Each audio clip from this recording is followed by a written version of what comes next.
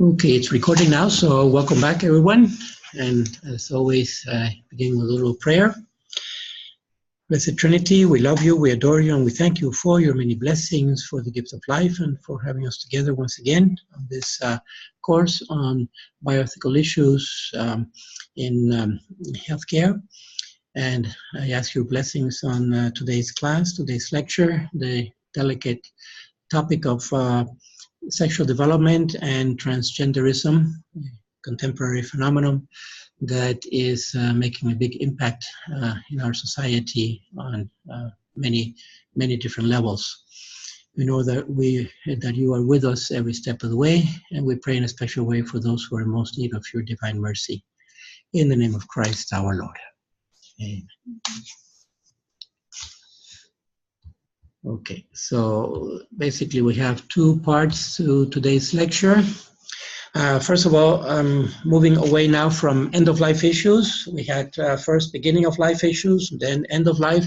Now we're going to go in between life, okay, in the middle of life. And we have basically four main issues there that have bioethical connotations. One is this whole issue of human sexual development and things that can arise in a clinical setting with regards to healthcare. The other one is organ transplantation, which can be subdivided into cadaveric or living organs. Not all vital organs can be transplanted living, but some can, especially the kidney, which is a great thing because most organ people waiting for organs are are on dialysis and ones who need a kidney. So that will be this coming Friday, God willing. And then for next week, will be our last week, we have vaccines and then finally stem cell research. Right. Okay, so going back then to today's topic, first normal sexual development and then the phenomenon of transgenderism.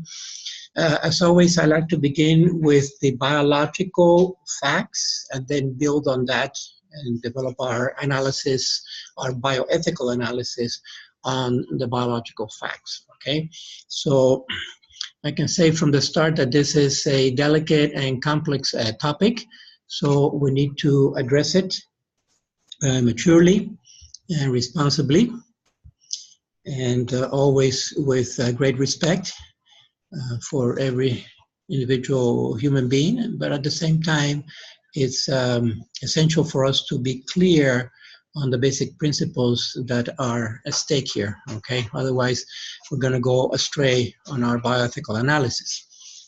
This is a little small on the screen, but basically it points to layers of complexity in what we know as human sexual development, which is has, at least on the physiological side, and even part of the psychological, the behavioral side, follows essentially mammalian sexual development, all right, which we know begins with a genetic determination, essentially the sex chromosomes of the 23 pair, the one pair of chromosomes that is not an autosome, right? They are the sex chromosomes, which you know is XX for women and XY for men. Then building on that will be a hormonal layer, and which will determine the development of the sexual organs, whether normal or abnormal, okay?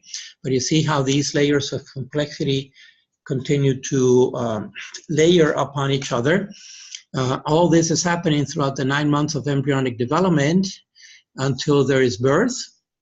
And then for several other years, there will be mostly a psycho and social development, but also a physiological development, obviously, of the sexual organs. But the individual, as he or she becomes identified, develops a sexual identity, all right? Normally either as male or female. Going through the teen years of the turbulent teens, right, into adulthood, and for the rest of one's life. So there is, at birth and beyond birth, the added layer on top of the physiological, if you will, there's a psychological and a sociological layer. And I maintain that there is even a spiritual layer above and beyond that, where one could actually talk about a male spirituality and a female spirituality, okay, that has some characteristics to it. Okay, so that's kind of the big picture. And because there are these layers, we are talking really about a very complex phenomenon, what we call the sexual identity and or gender identity of a man or a woman into their adulthood life, okay? So these layers of complexity, ideally, we like them to develop integrally, all right? So that there will be an integration of all these layers, but sometimes there is not a full integration because, as you can see, anything can go wrong at any one of these layers, starting with the genetic level. And even if there is a proper genetic expression at the hormonal level, because that also involves receptors that are beyond the genes always stay within the nucleus, you know, but what happens outside the nucleus, even in the cytoplasm of that same cell, and beyond the cytoplasm in cell-to-cell communication, as all this vast and fast differentiation is happening essentially within the first 8 weeks, the first 2 months of embryonic development, right? Because that's when we have essentially the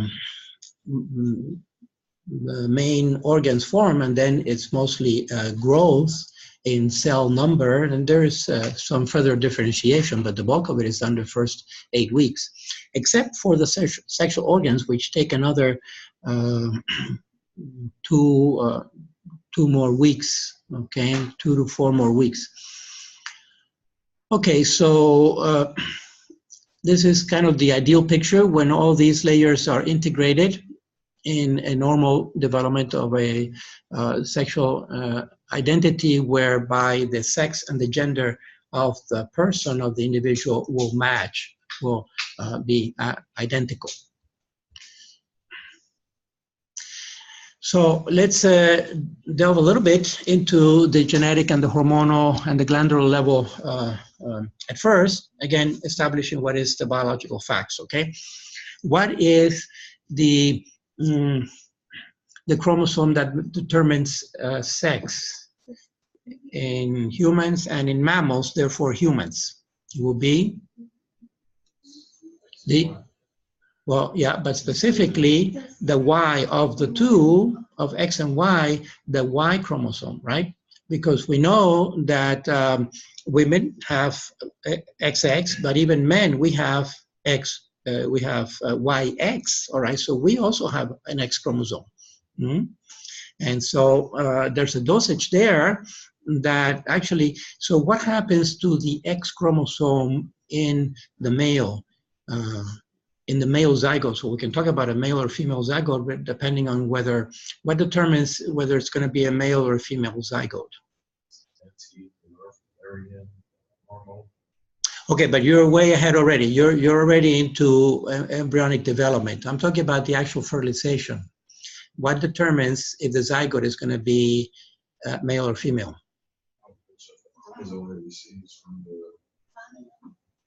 Okay, so the sperm, right? If the sperm, we can talk about an X or a Y sperm. What does that mean?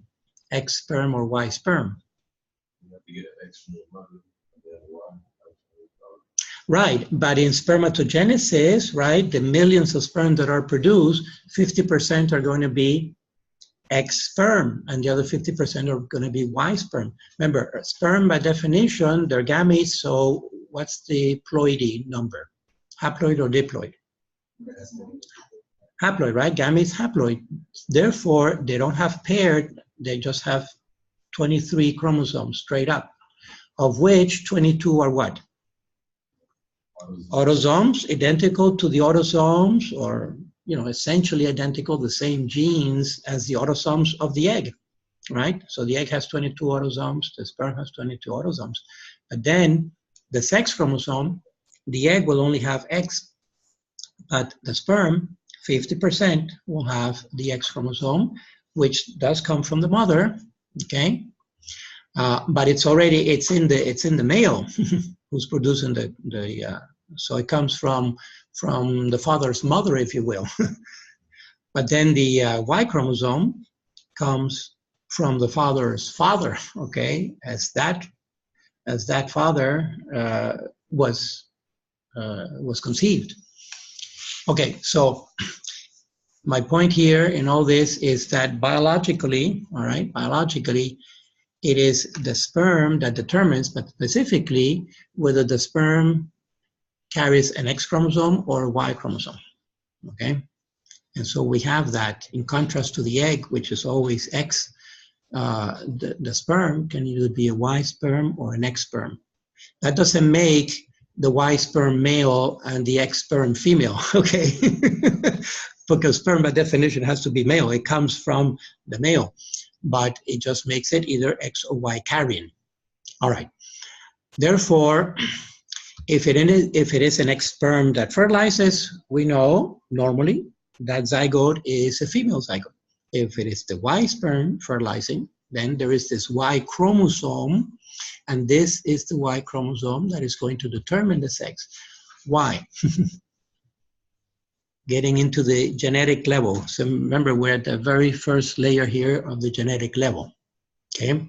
Try to get into, with your mind's eye, if you will, inside that zygote, which has received now a Y sperm. There is the Y chromosome, and within that chromosome, you know, the Y chromosome carries very, very few genes, and it's slowly disappearing, all right?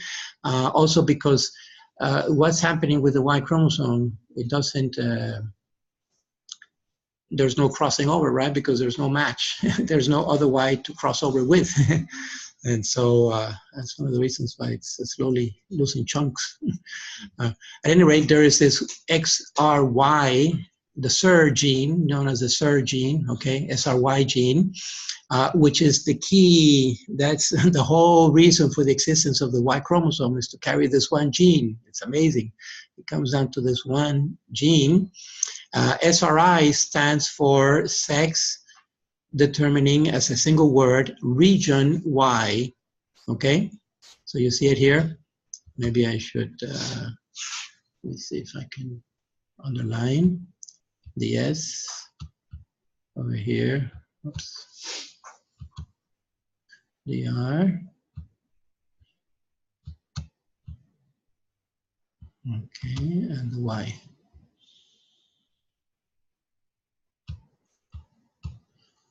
So someone could ask you, why is the SIR gene, what does the acronym stand for, right? It stands for sex determining, as a single word, the S from there, region, R, and Y, meaning that it's in the Y chromosome, all right? So that gene, of course, codes for what? It codes for the SIR protein, okay? Another name for the SIR protein is testis determining factor, all right? Otherwise known as TDF. You know, typically a factor refers to a protein, all right? So whenever you see factor around, typically it's a protein, it's a functional protein, all right? So the protein that the SIR gene codes for is TDF, all right? It's a testis determining factor. And so it's telling you right there what's the function of this protein: to differentiate the gonads into testes. All right, so that's the key biochemically, that's what's happening. All right, so you see the genetic level, that means that this SIR gene needs to be intact, functional, and express properly the SIR protein, the TDF, and then that TDF also needs to conform conformationally into the quaternary structure to be functional, especially the active site, to go and target the gonads that are indifferentiated up until the 8th week. All right, so already there we go from the next layer, from the genetic to the hormonal. So let's look for a moment there. Here we have little embryo at 8 weeks. which pointed out the main organs and systems are in place, but in miniature, because this whole embryo human will have about 1 inch from its own crown to rump, or crown to tail, or head to tail. Dimension is about 1 inch. Here's the heart, for example. Very visible, the umbilical cord with arteries and veins. All right, so the gonads are going to be down here in the pelvic region somewhere, and here it is. See, undifferentiated, or sometimes you see indifferentiated with a U or an I, either way, spelling more or less. But they are gonads, meaning that this is the precursor tissue that will eventually differentiate into the sexual organs, either male or female, all right? So these are the primary sexual organs, which will be testes or ovaries. And they're also associated with the kidneys. There are these mesonephros actually belong to the kidney system, the renal system. So this is originally the undifferentiated gonads at 8th week. This is the target of the TDF, all right? This is the target. So here we're making the transition from the genetic, which is the SIR gene, to the hormonal, which is the TDF, and now the glandular, which will be originally this undifferentiated gonad. Moving forward, in the next couple of weeks, if there is the TDF, in other words, if there was a SIR gene, if there was a Y chromosome, then those gonads will develop into testes. All right, we'll start differentiating, the tissue will start differentiating into testes, which will remain in the same general area of the pelvic region there. If the sperm was an X sperm, therefore the chromosome was an X chromosome, which will pair up with the egg X chromosome, right, to complete the diploidy. There's no Y chromosome, therefore there's no SIR gene, therefore there's no TDF. Then what happens to those gonads? Those gonads will by default, differentiate into ovaries, okay? So the default really is the ovary. That's why you hear sometimes in colloquial that we start as female by default, and unless there is that Y gene, the SIR gene, you know, the default differentiation will be female, okay? I also want to point out before I move beyond the genetic level that you notice that we men inherited an X chromosome in the egg, right? So even if there's a Y sperm that fertilizes that egg, now we have a zygote that is XY, right? What happens to that X chromosome in the male zygote? What happens to the X chromosome in the male zygote? Think about it, because that X chromosome is coding what? For female sexual characteristics, okay? And so if that X chromosome expresses together with the SIR gene of the Y chromosome, the little embryo is going to get mixed signals. These gonads will going to get mixed signals, develop into testes and develop into ovaries simultaneously. Okay, so it's ambiguous. Therefore, what needs to happen to that X chromosome in the male zygote of any mammal? All right, it needs to be silenced. Exactly, it needs to be silenced. All right, I think it's one of the methylation and all that occurs. Okay, but that X chromosome needs to be silenced on the male zygote for that male to develop normally. And that is universal for mammals, ourselves included, because biologically we're mammals. Further, what if it's an X sperm that fertilized the egg? Now you got what is the sex of that zygote? A female. Now you got a female zygote, right? Because it was an X chromosome, an X sperm that fertilized the egg. So now you got XX. What if those two, so now you got a female zygote XX. What if those two chromosomes express? What kind of load are you going to get? You get a double load, which is going to be really like a super female, you know, huge, large, too much, overdose. And so one of those two X's also needs to be silenced. The bar body up, crunched up against each cell of the body, of the trillions of cells that women have and men have. They all have a little bar body stuck up in there, and that is an X chromosome that is silenced for life, all right? And better that X chromosome not to express in either gender or either sex, because it's going to cause problems, okay? So it's amazing the elegance of this thing and how it's there, you know? And so definitely one of the X's has to be silenced in both zygotes, whether the male or the female zygote, and that's universal for mammals.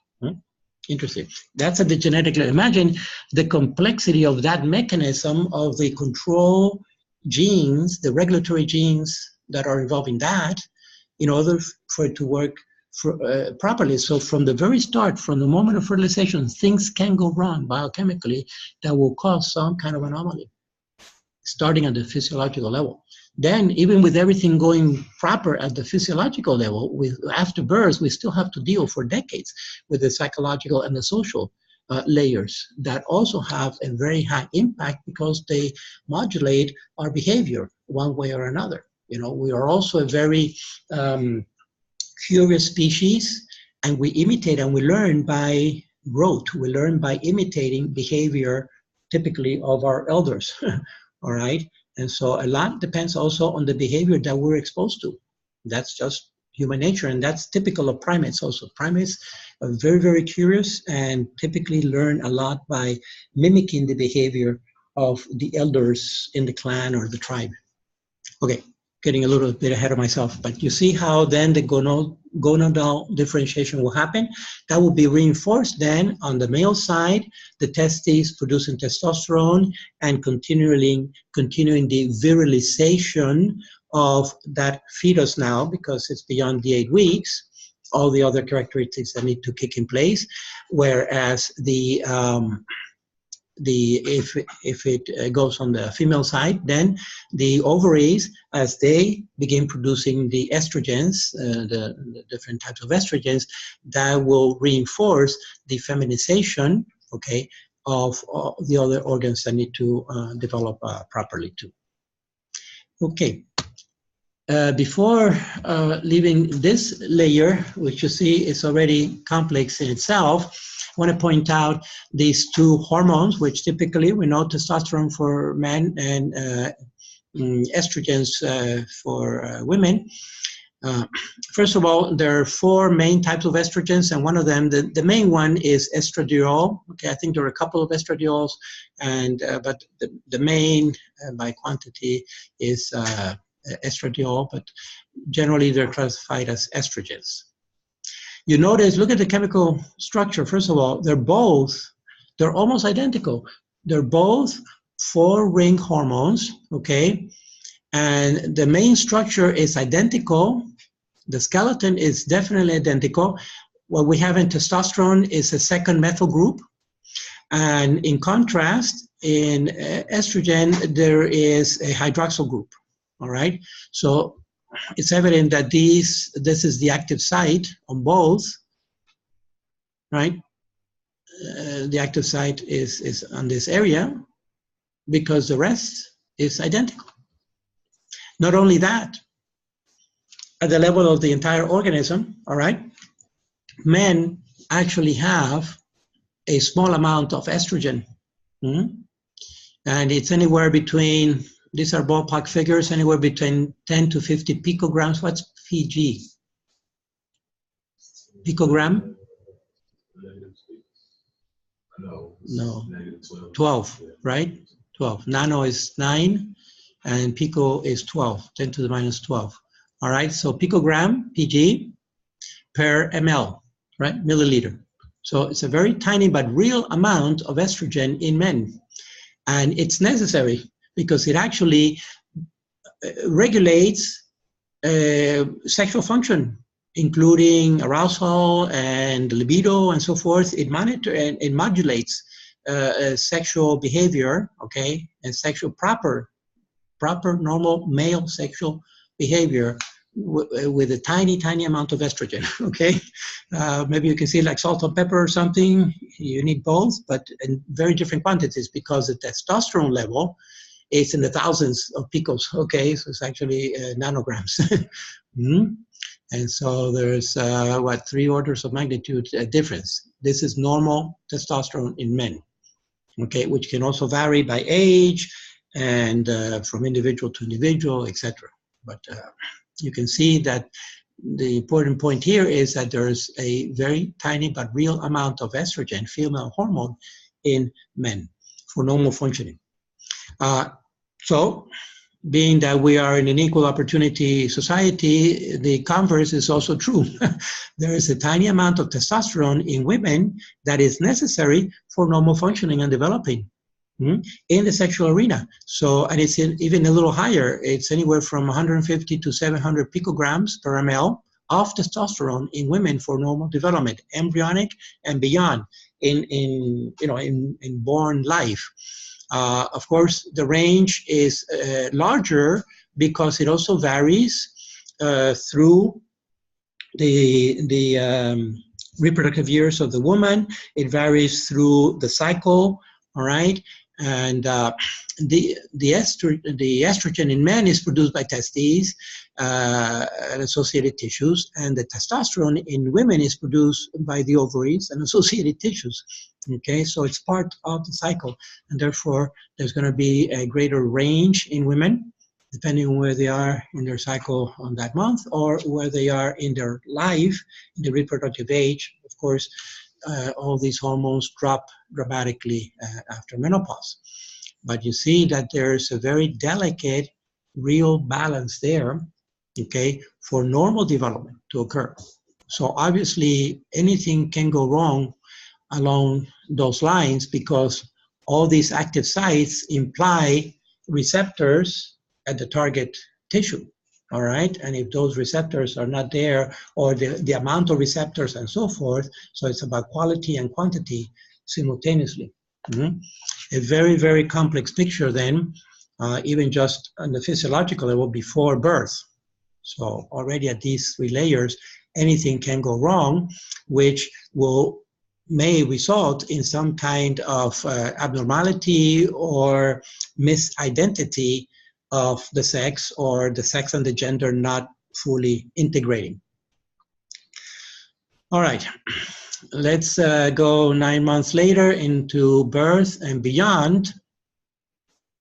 Here, for the sake of numbers, just keeping the numbers simple, let's say 10 years, all right, of the development of the child from birth to the menarche, or the first period, or the first time that the boy is capable of producing sperm, all right? In other words, that the sexual organs are actually functional. The ovaries and the testes are now fully functional, are producing functional gametes capable of fertilizing, all right? A dozen years, more or less, it varies. It's a normal distribution, but it really varies along the population. It has to do with a number of factors. Some are intrinsic, some are extrinsic, including diet, exercise, exposure to chemicals in the environment, even light and so forth, etc. But there's a psychosocial development that occurs also along those lines, okay? Even from the day of birth, if the child was dressed in blue or pink, it's already having some kind of impact, all right, passively, mostly on the people around that child first, and hopefully the color matched. And it's a social convention, what makes blue male. It's a social convention. In some societies, it may be totally the opposite. Who knows? Okay, and then there's yellow, right? when the few moms that don't do a sonogram, or they do the sonogram because they have to determine the gestational age, but they tell the doctor, "Do not tell me the sex of the child." then everything is yellow. Okay, so all kinds of social and cultural things that are going on, right? There's an ethos. The cultural environment can vary a lot from culture to culture, from country to country, many variations there. All these variations are having an impact on junior one way or another. Okay, we hear extreme cases of couples way back when they wanted a boy and a girl was born. The firstborn was girl, and they started dressing that girl as a boy and treating that girl as a boy. You know, that's a pretty fundamental injustice being done to that girl. But it has happened, and the converse has also happened. For whatever reason, they wanted a girl and it was a boy, and they start dressing the boy as a girl, and so on and so forth. It's, you know, it's something that you see much less today, certainly in our societies. It does happen still in certain other societies, but not so much here. Here, it's kind of the flip side is what we're seeing is that a number of parents are now just kind of hands off on the child, allowing the child to develop and to work out their own gender, all right, whether it matches their sex or not. But, you know, no child is really in a bubble. Okay, so that child, if the child is not being influenced by his parents or her parents, they're going to be influenced by someone else. And so we can look at layers of or factors of integration that can affect the child from birth, let's say, until the teen years, all right? Let's stay within those first 12 to 15 years, more or less. What are some factors that can influence there?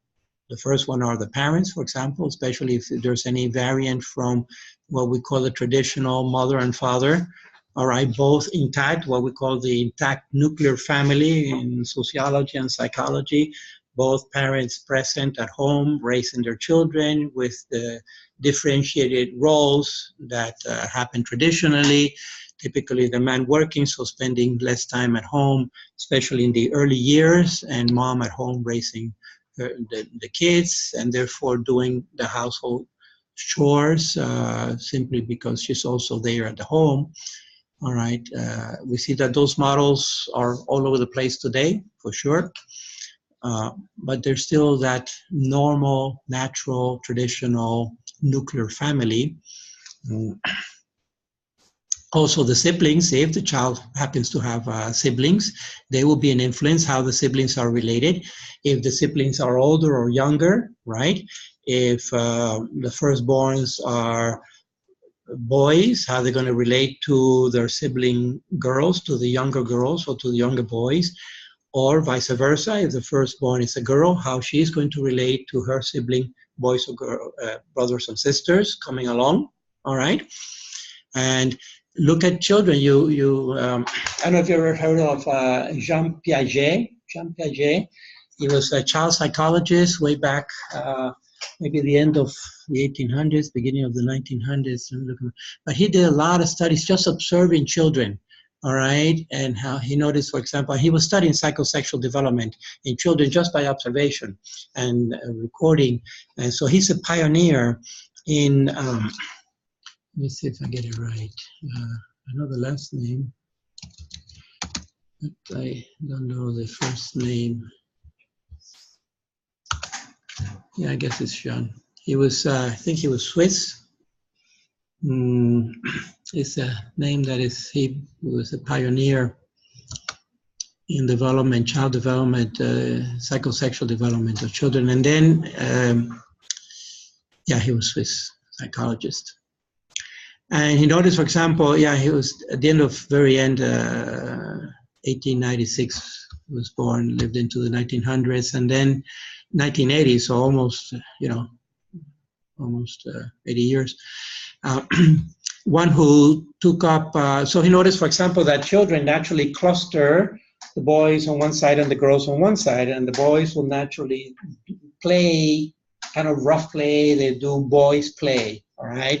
And the girls naturally have girls play and so forth, just observing how they naturally behave that way, so that the norm is that the gender matches the sex, all right? The sex being more biological, the gender being more psychological or behavioral, if you will. One who followed up on him, by the way, was Kohlberg in the United States. And what he did was he validated the psychosexual development of Piaget with, but in the adult population. And he looked at the development of conscience, and he came up with, well, Piaget came up with 3 stages, the pre-conventional, conventional, and post-conventional conscience, all right? And Kohlberg developed and validated those 3 general categories in the adult population in the United States, which was very interesting. Then he subdivided each one of those categories into 2 others, but it was interesting that he was able to validate the Piaget studies of decades prior to him. Anyway, so that makes kind of a transition to the psychological realm and the sociological. They go together, all right?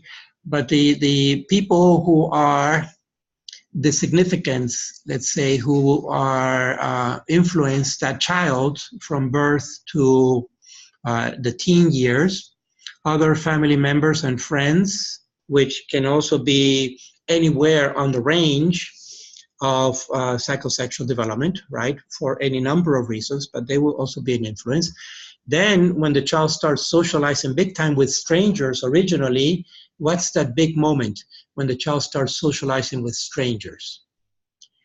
Massively, you know, like in numbers can be in the dozens or hundreds. School. Pre-K and elementary school, which by law, you know, they have to go unless they're being homeschooled. And even in homeschool, periodically they'll associate in the park or somewhere else, other homes with who are originally strangers. They're peers, they're of their same age, but they're strangers in the sense, in every sense of the word, that they've never seen each other before, and they really don't know each other's background, socially, ethically, culturally, economically, all right? So that's a big layer of transition when the child goes into pre-K or elementary school, finding herself or himself to interact or not with all these other peers or strangers, okay? Yeah, they cry, it's very traumatic, they hold on to mom and don't want to let go, and others, a few just run to it. It's amazing, the different personalities, but typically they cry. I cry for days when I was at elementary school or pre-K, whatever it was, back in Cuba. I was about 4 or 5.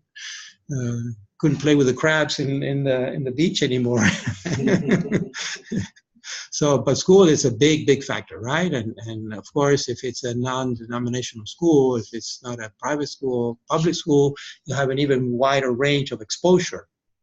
So, and then you start adding to that society at large as the child goes into the teen years, okay? So there's potential trauma there, and disintegration on what started harmoniously could get questioned, right?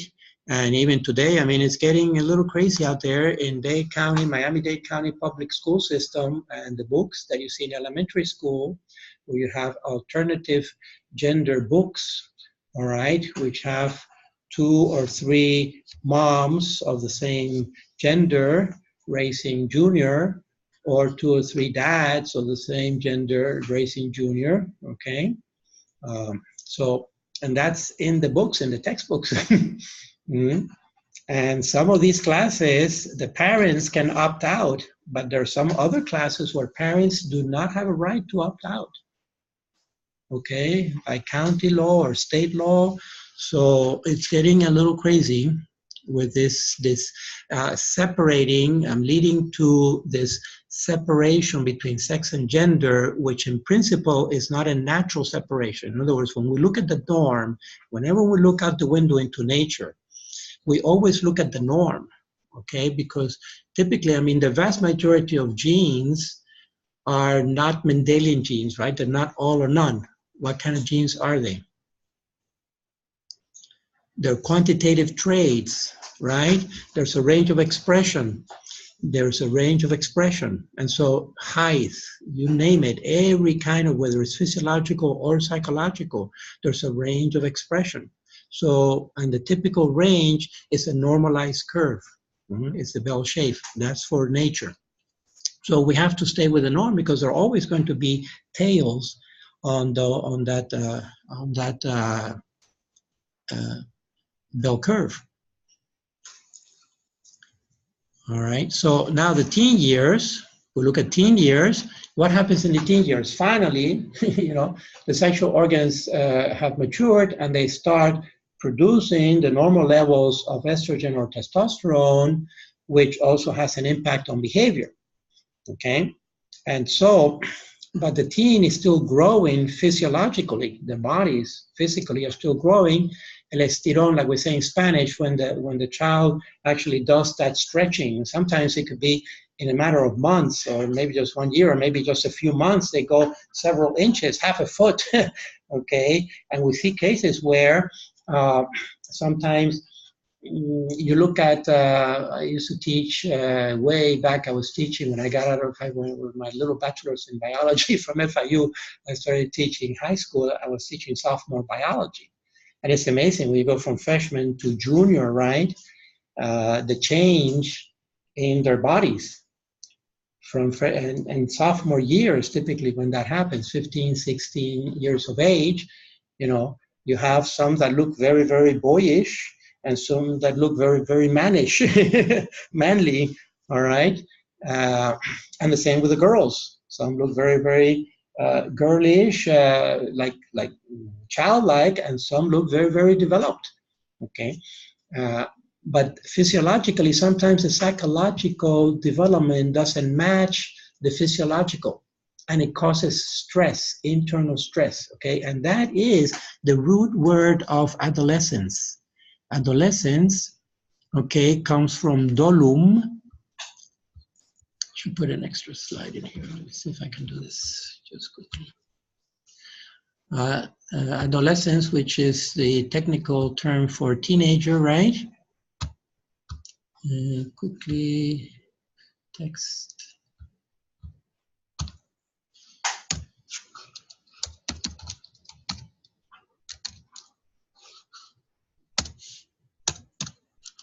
Adolescent. And adolescent comes from the Latin, which is a verb. Okay, and adolescere, the root word of adolescere is dolum.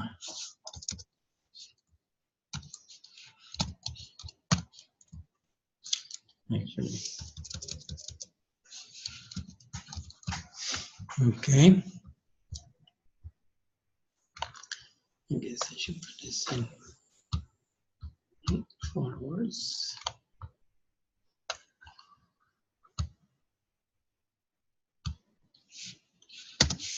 And what is dolum?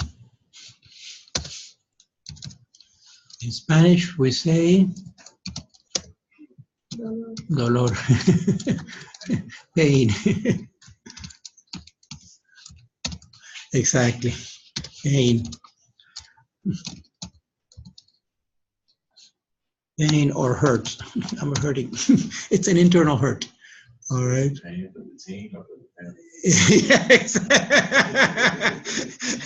a pain in the neck. The pain in the you know what.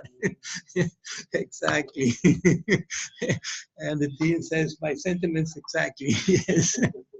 But that's exactly what's happening, because the physiological development is moving forward inexorably because it's being driven by hormones and factors and so forth.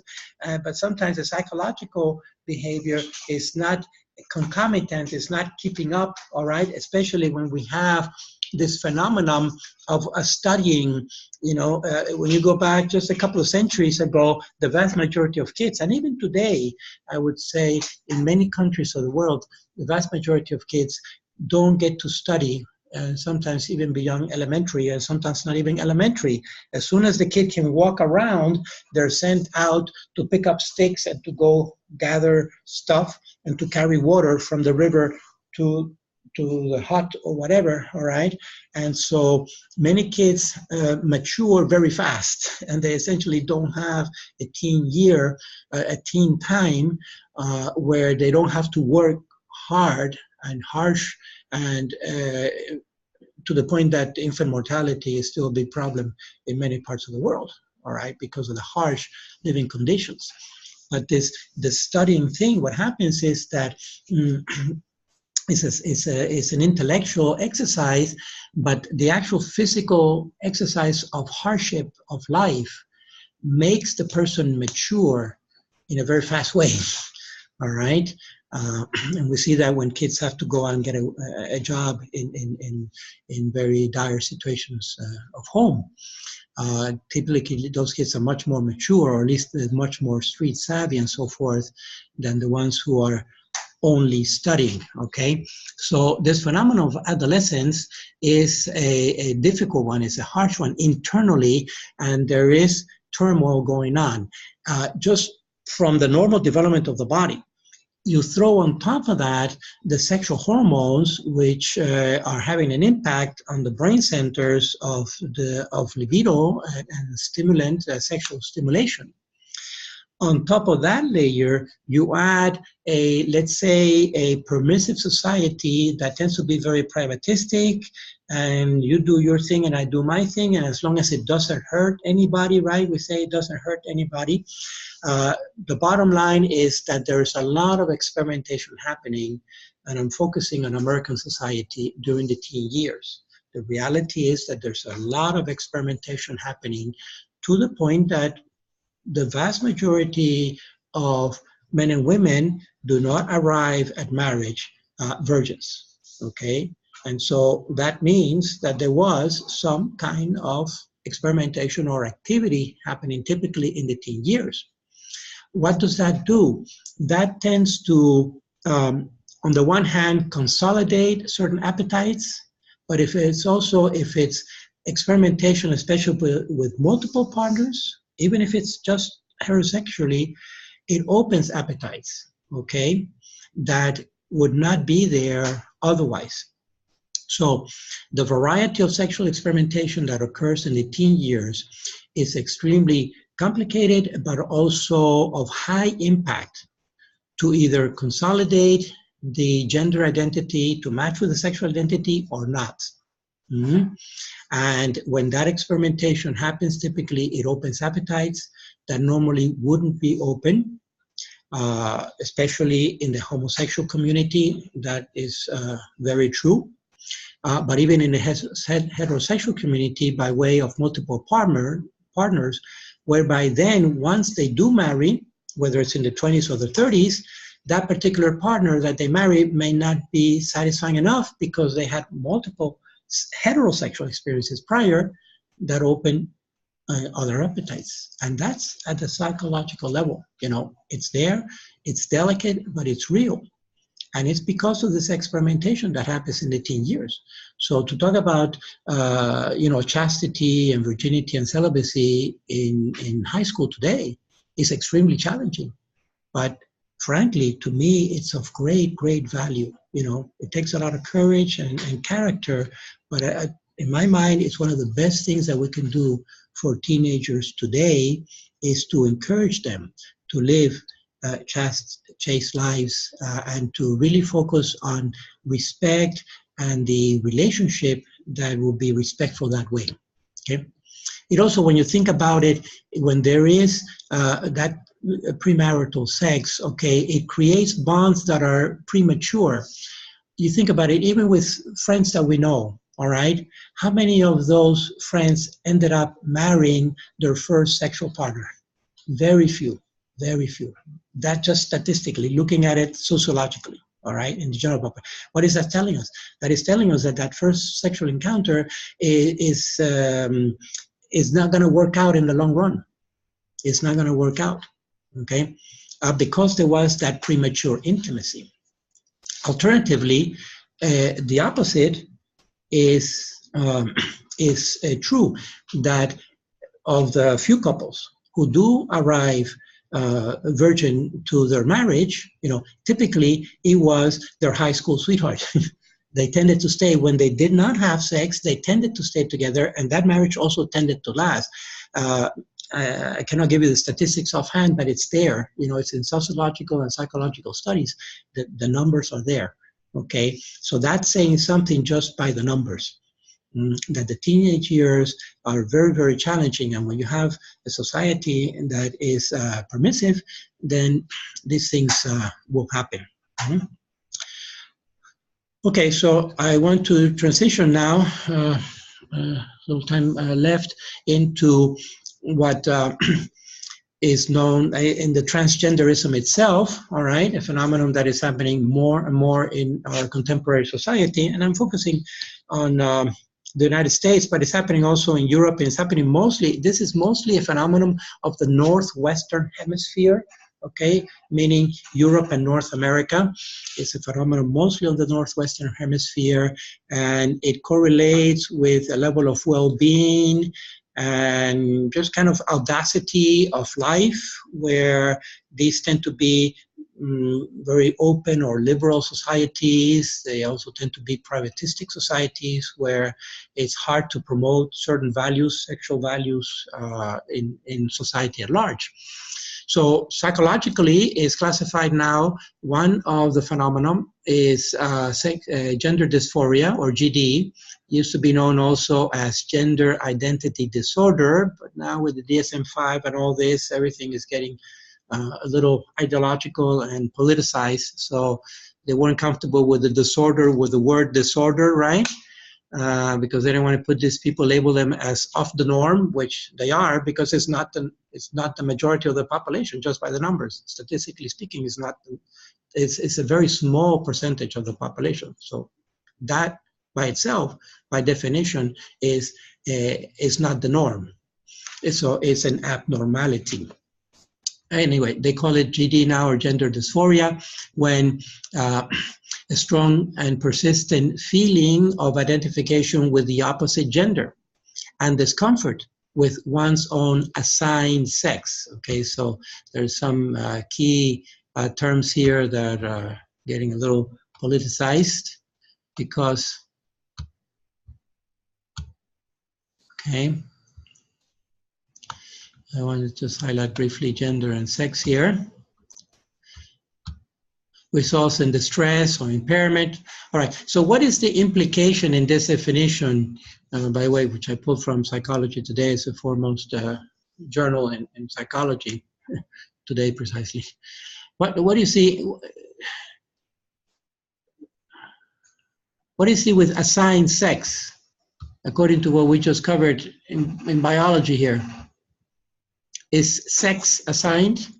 It's biological, XY, X or Y, right?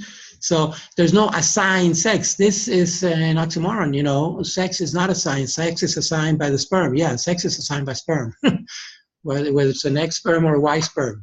End of story, okay? So what happens here is the confusion between sex and gender. Assigned gender, all right. Assigned gender, yes.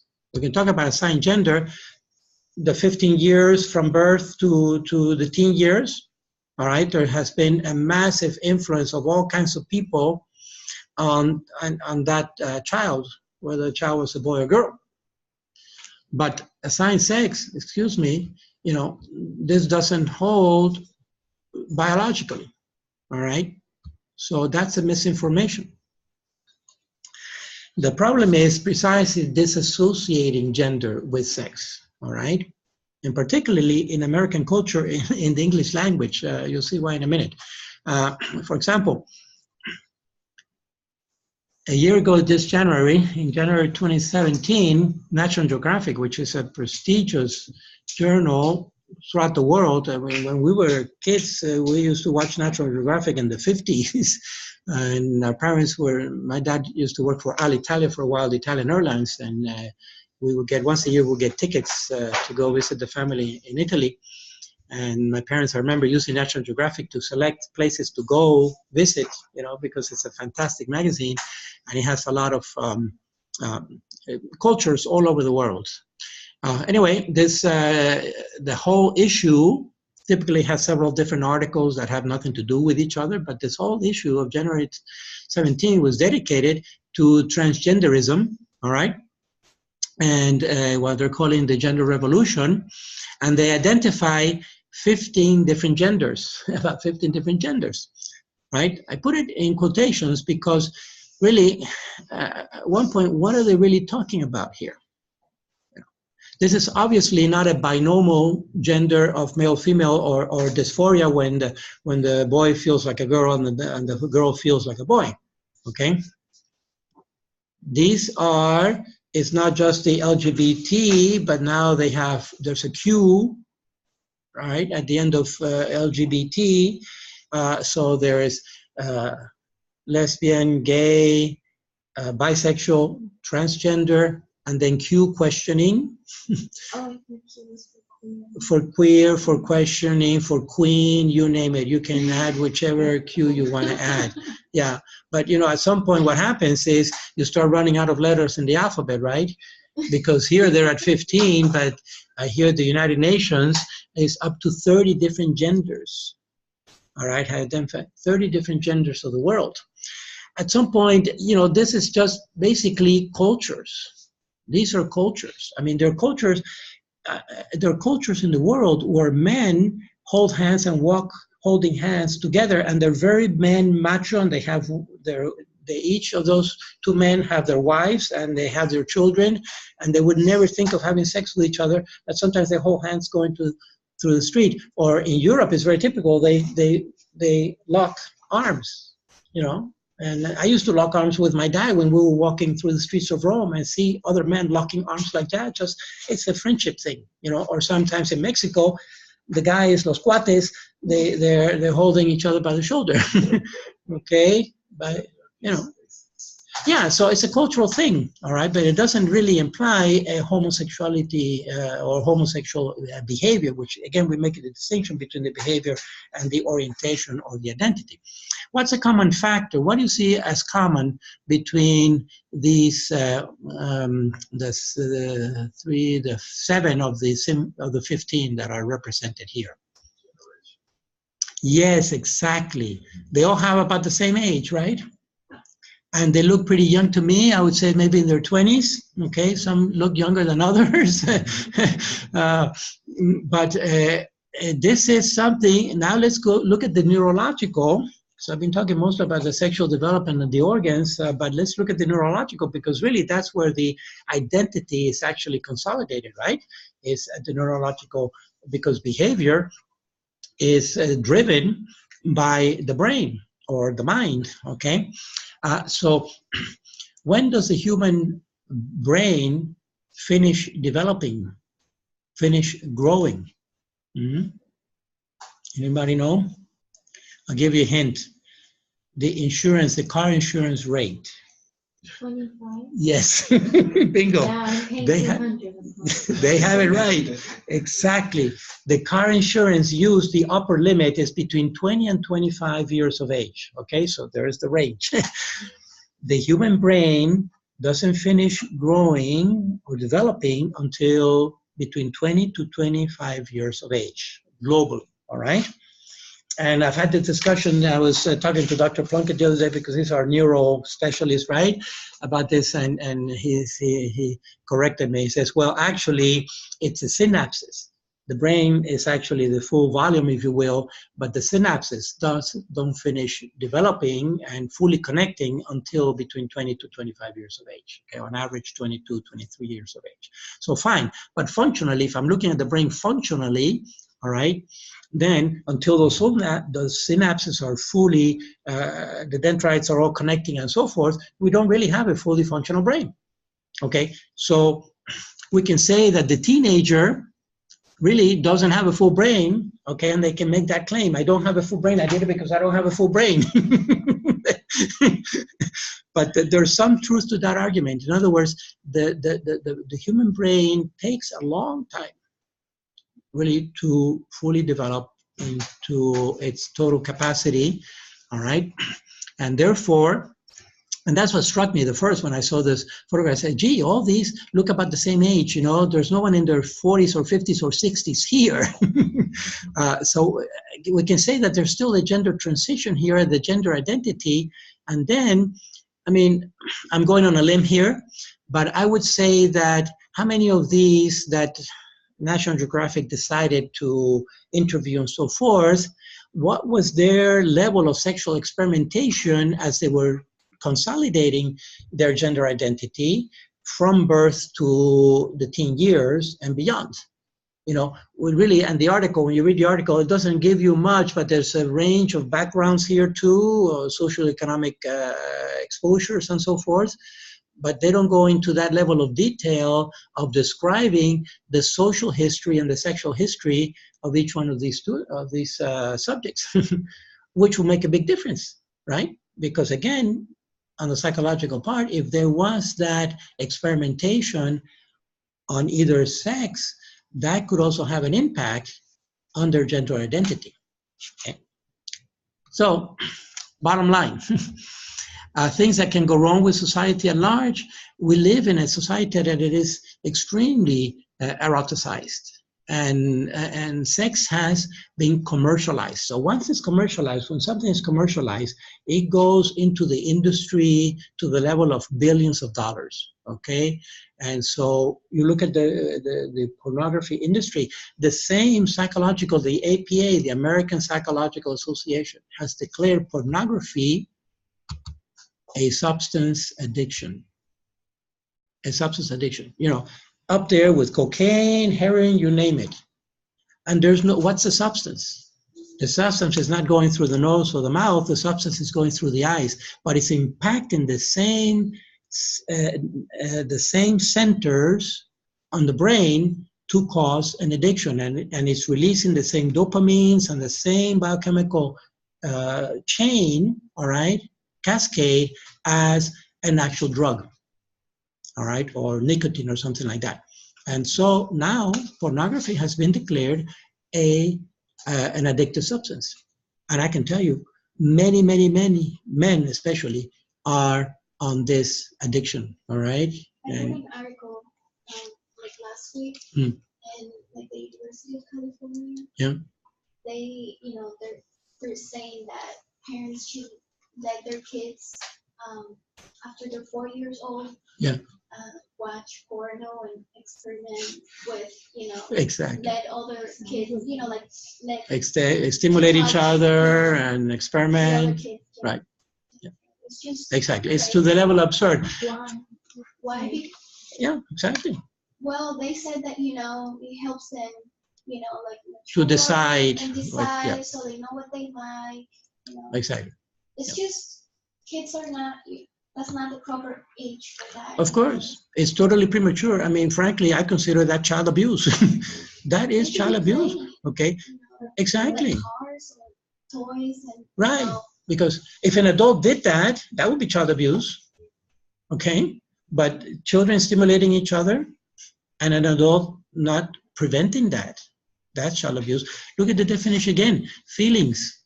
It's all about feelings, right? So the problem, you have feelings, sentiments, emotions, it's the same psychological realm. They fall into the realm of the passions, right? Feelings, sentiment, emotions, these are passions. And we have many different passions during the day. Sometimes I wake up and I feel tired, I feel angry, I feel etc. You know, if I act on every passion that I feel on a daily basis, it's crazy. Okay, sometimes we feel depressed. Are we to kill ourselves because we feel depressed? For heaven's sakes. So it's very dangerous to define sexuality according to what one feels. Oh, absolutely. He was having a field day. And in fact, he was one of the major all of the behavior for Freud was through sexual glasses, all right? So the oral stage of the baby suckling on the mother's breast, then the anal stage of passing, having a bowel movement, everything was interpreted sexually for him. You know, it was like almost like he was, everything was in terms of sexual terms, okay?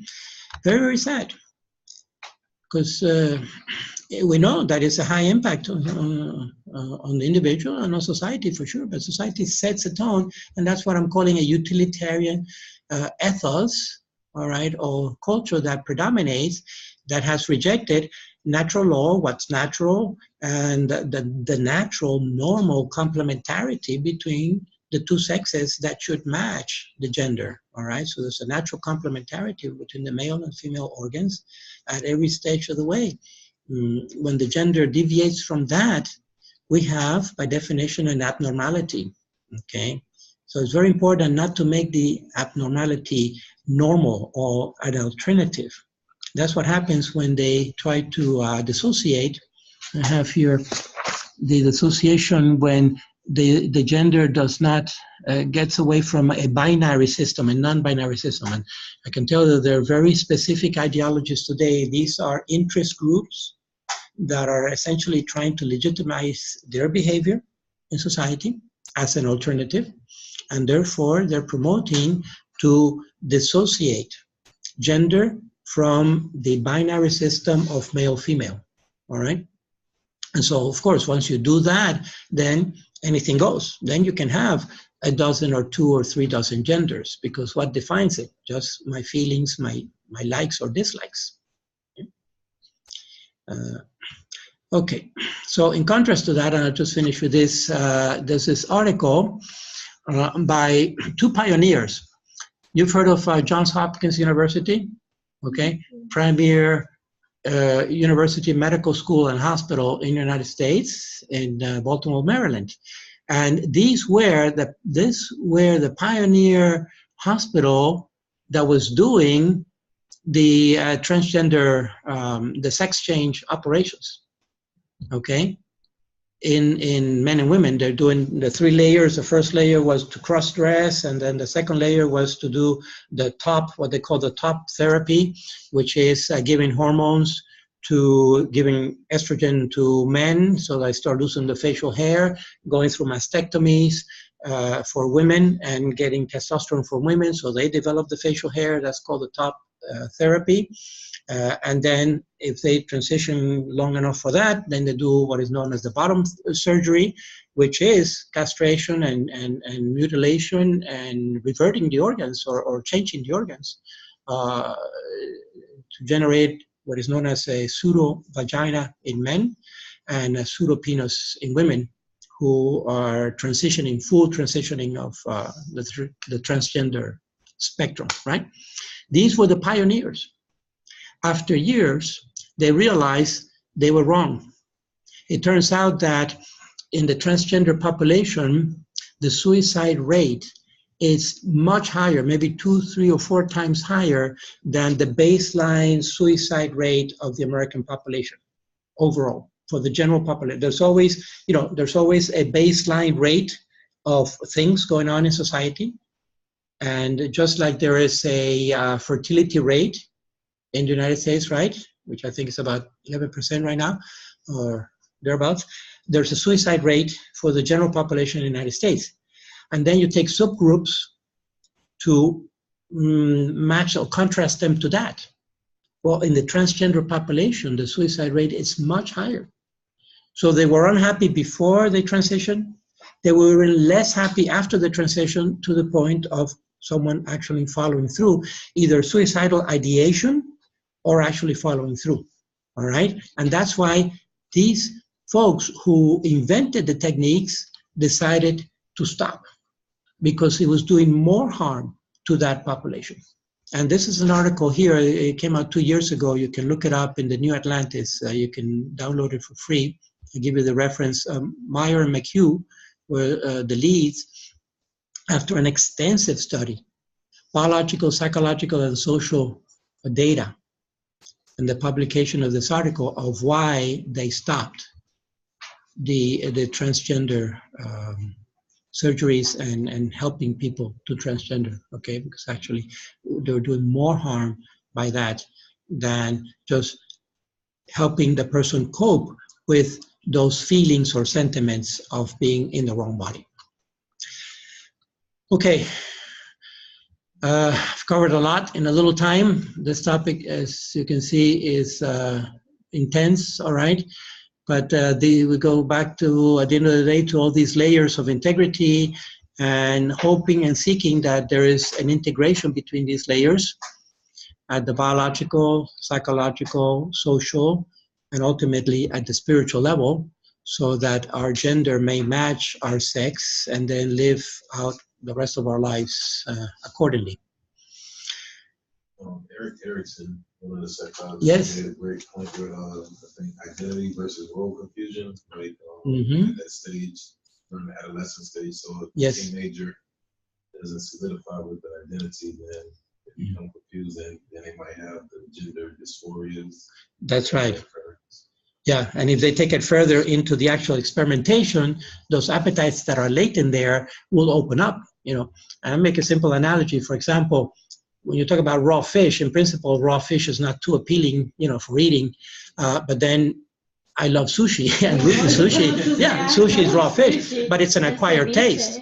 Yeah, and ceviche also. And even ceviche is a little cured, you know, between the lemon and the onion and so forth. But sushi, definitely raw fish, okay? And I love it, it's delicious, but it was an acquired taste. My first sushi, my friends really had to convince me to eat raw fish, okay? And you see, but it's an acquired taste because we have these latencies within us, all right? But when it comes to the sexual area, then those latencies can be also disordered according to our natural sex. And that's where we pass the bioethical judgment, you know, the bioethical analysis of sticking with what is natural, all right?